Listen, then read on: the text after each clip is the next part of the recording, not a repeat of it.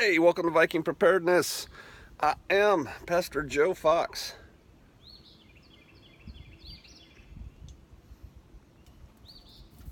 It's this early in the morning and it's pretty warm. I've got to hold this battery here because my phone's almost dead. Let me get you settled here. All right, so a couple things. Hate to say I was right, but you remember when not that long ago I told all the South Africans to leave? White South Africans.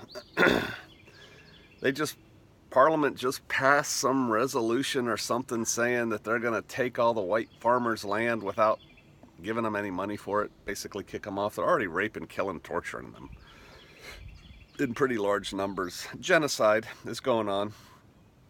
You're not going to read about that in mainstream press, though. Better get out while the getting's good.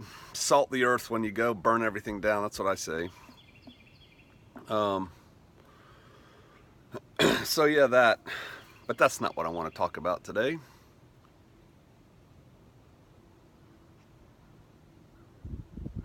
Yesterday was a banner day, which is why you got no film. I was way too busy. Had a brother come out from Kentucky, Tennessee area and spend a couple days with us out here.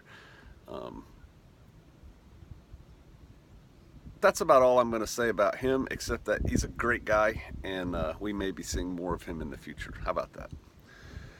So that was going on, and then my really good friend and brother from Seattle, who I don't know if he wants to be named or not, so I won't name him. Look at all this secrecy. He's been out here for a day, and he'll be out here for a few more days, and to say he is helping upgrade our solar system would be a huge understatement. He's squaring us away. How about that? It's early, excuse me. He is squaring us away. And so, to that end, yesterday, and then the Millennial Man came out yesterday and helped us with the solar projects that we were doing and pulled the wheels off my front of my truck to check my brakes. Front brakes are good, so I guess it's the back brakes that are squeaking. He's going to be looking at those. He fixed my truck, my big truck, the other day. It wouldn't start, something with the starter. He fixed that. What a great guy. And anyway, they were around helping carry heavy solar batteries, golf cart batteries, Trojan 105s, to our solar setup place. And so we did that and put some posts in the ground for my new solar panel array that's going to go up. And built some things, built a table to hold all these, 3,000 pounds of solar batteries kind of thing. Today I have to build the actual racks that hold the panels and probably go to the store and get some materials to build a little solar shed, as I call it, to house the battery and inverter and stuff like that for our up-top water well pump. We're solarizing a lot of things here in a short period of time, all because of my friend from Seattle. So that's what we were doing yesterday, and I'll probably try to get some video shot today. But what I want to talk to you about was this. I watched a video that the Millennial Man put up, and he and I were having a discussion, I think 2 days ago. He just put up a video called Preparing for the End, Preparing for the Beginning, something like that. And I thought there were some pretty deep thoughts for such a young man. Excuse me. Man, you'd think I smoked. And he made some comment about, socks. And then somebody who commented on his video said, oh, that was a good idea about socks. That's just another thing I need to prepare for. He said something about when you get down to your last pair of socks or something like that. And I've got this theory that runs counter to most prepper theory.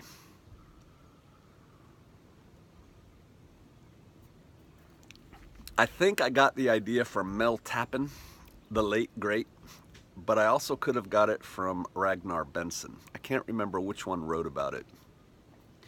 But it was words to the effect of, it makes no sense to store away for the end times a keg of nails, because they used to sell nails in kegs back in the day, because there'll be so many abandoned buildings that you'll be able to pull nails for the rest of your life and have more nails than you know what to do with. And I remember when I read that then, I thought, yeah, you could pull nails, or you could have a keg of nails and not have to pull the nails and be able to start nailing right away. That's kind of what I thought. But here's the concept. You know, on the one hand, we talk about some of these events that could happen. Who was it? The congressman who did the report on an EMP attack on America said that within a year, 90% of people would be dead. 90% of Americans. I think that's probably a bit high.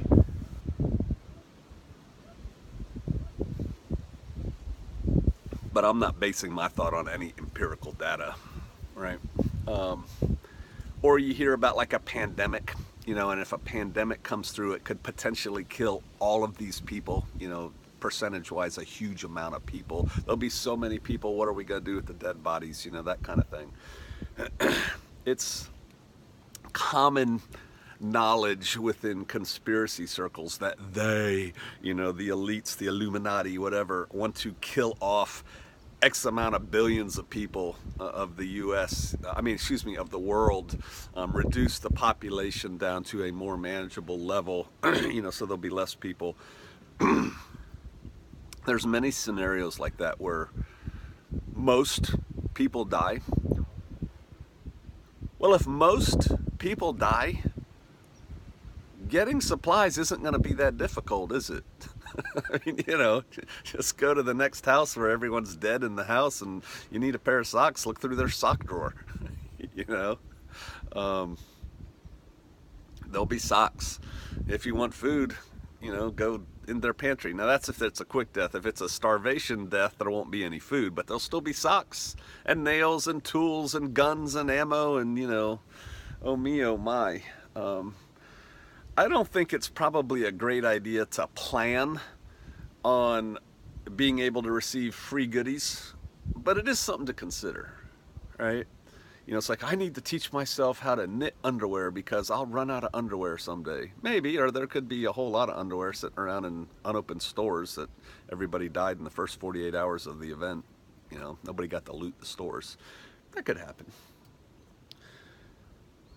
I think you should go watch his video, Preparing for the Beginning, Preparing for the End.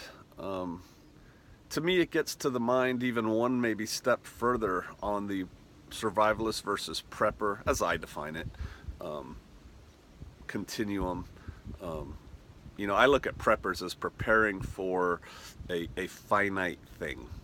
I'm going to store food to get me through this. I'm going to be prepared to deal with this. It's temporary, assuming that stuff is going to come back. And I know the terms have morphed, but when it first came out, I think that's how it was sold as more palatable to people. And I look at survivalist as like long-term chaos. How are we going to get through this? You've heard the phrase, it's really trendy in survival. Don't just survive, thrive, man. Isn't that cute?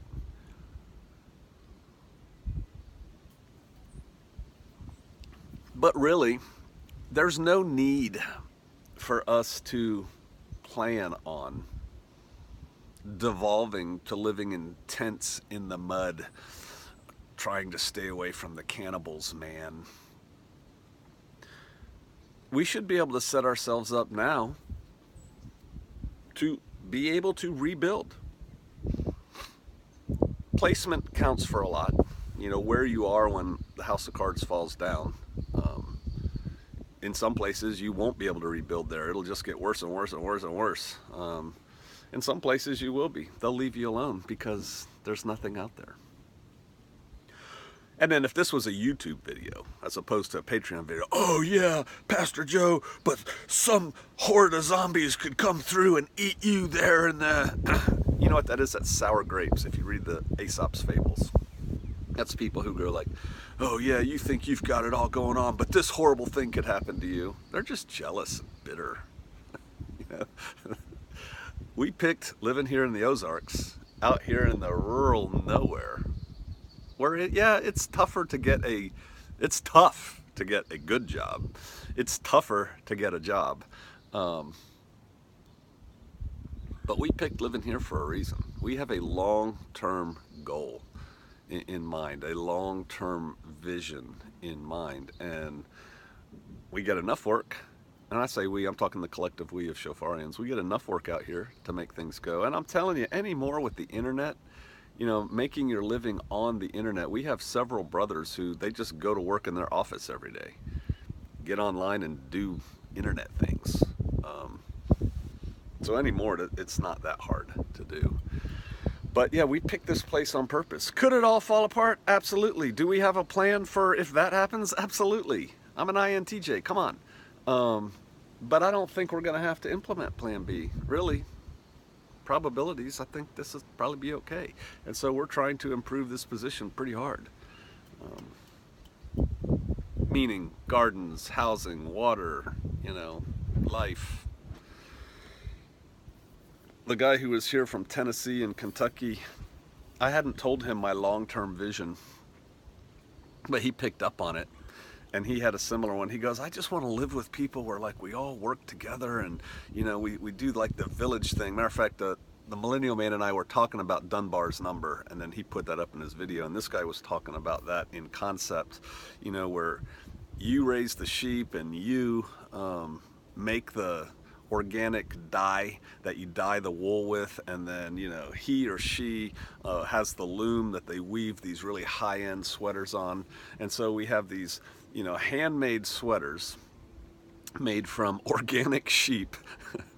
You know, sell it, right? Made from organic natural dyes, lovingly handcrafted by the saints at Shofar Mountain. And then you make a good high-end sweater. You know, on the internet today, you could sell that for $300 or $400. You're not going to sell it to anybody around here for $300 or $400, but we have the internet now. And when the internet crashes, when society falls down, all the Shofarians have a nice sweater, you know, to get through the grand solar minimum. Things like that. You know, the village can extend themselves outwards through the use of markets and things like that. I like that book, Pillars of the Earth. Came out, I don't know, a decade or so ago. There were some interesting things in there. But, you know, they can expand out through markets. You know, you could have a blacksmith, you could have a weaver, you could have all these craftsman type things, right? And you sell it to the high-end market on the internet. But if the world goes crazy and there is no dollars floating around, just collapse and take care of yourselves, right? You know, do a barter economy or something.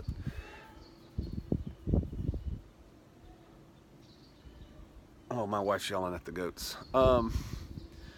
She sings to the goats. We don't film that.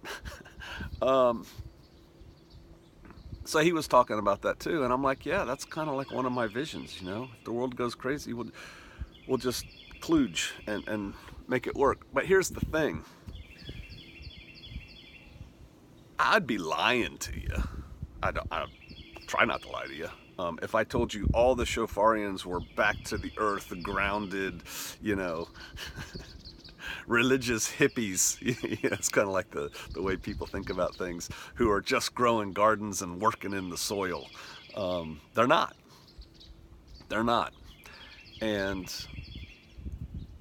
they're normal people. You know, they have normal lives with, you know, normal things. Nobody, including Ish, by virtue of the fact I'm making this video, am I not, have totally come out of her, my people, right? Have totally come out of the world. We still have a little foot in the world. And these are some of the things I struggle with personally, because as my son says, if you're in the world a little bit, you're in the world all the bit. And the quicker you come out of her, my people, totally, the better off you'll be set if the whole house of cards falls down, which I think it's going to. Can you have a good life and be unplugged? Certainly. How do you define good life? I want to send my child to Colombia. With some stunning exceptions, you're going to have a lot of money to make that happen. If that's how you envision the good life, then you're going to have to work towards that. If you envision the good life as, I'm going to raise my children to be loving, caring, competent, strong, God-fearing people who know how to fend for themselves, you could do that with an agricultural, rural lifestyle. It's part of going galt and not caring what the rest of the world thinks. Don't judge yourself by the world's standards. Judge yourself by your standards. I don't know if I talked about this, but it made an impression on me, and I may have said it before. If I did, I'm going to say it again because it's kind of important. My wife and I were up at Fort Leavenworth in Kansas recently, and we went up there, and we were going to go to High Prairie Acres, which is, I don't know, about an hour away from there, and we wanted to stop in at their version of Walmart. It's called a PX, to get something. And if we do that when we go up to Kansas, what we normally do is go home, get cleaned up, put on nice clothes, you know, not our living in the woods clothes, and then, you know, get kind of presentable and go. Because my former peers are all there. And when I say peers, you know, people, military officers who are active and retired, and they have a certain lifestyle and a certain culture.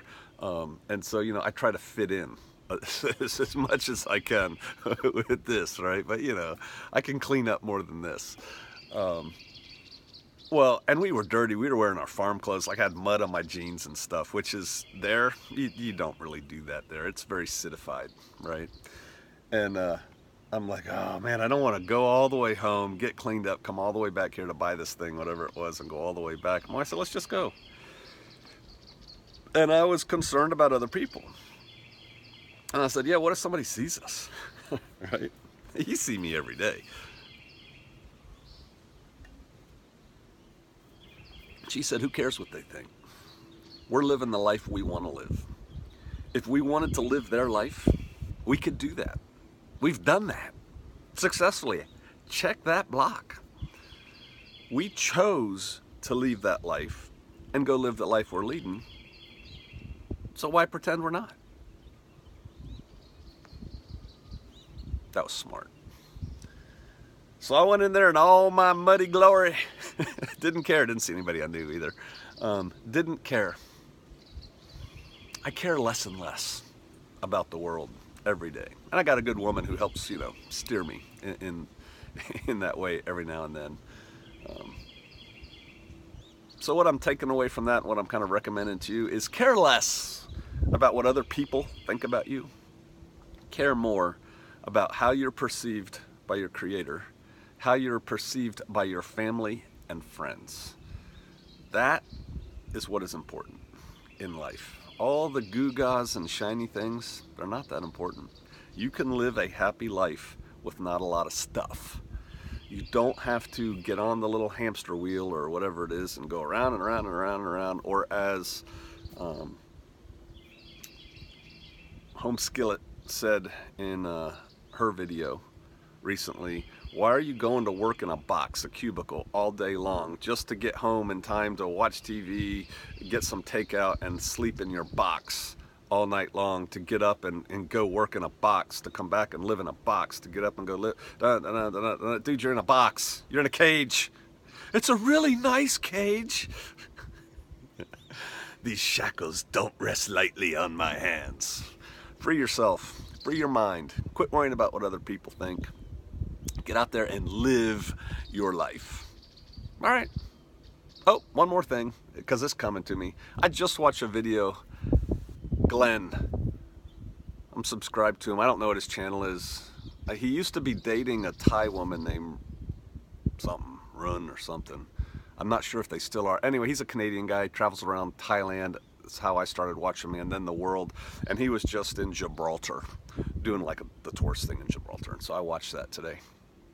And your idea of the good life could be, you want to travel the world. You want to go to Gibraltar. I thought it looked kind of cool. You want to go to Malta. You want to go to Chiang Mai, Thailand. You want to go to, you know, I don't know, on safari in Africa. God, why would you want to do that? But whatever, you know, you want to do that. You want to see Luxembourg. Okay, no judgment zone. If that's what you want to do, then that's what you should do. You're going to need more money to do that, right? You can do it on the cheap, but you're going to need more money to do that than what I'm doing, right? We were talking about, I guess this is going a little long. Coffee's kicking in.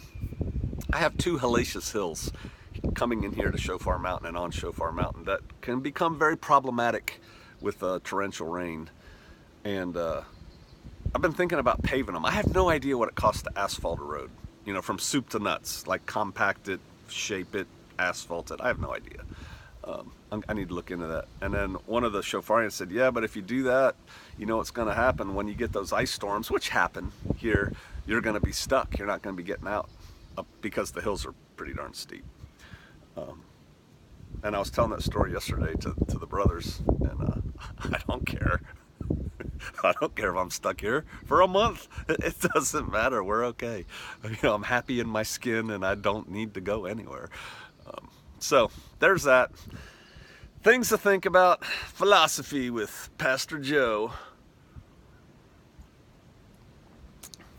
Find out who you are.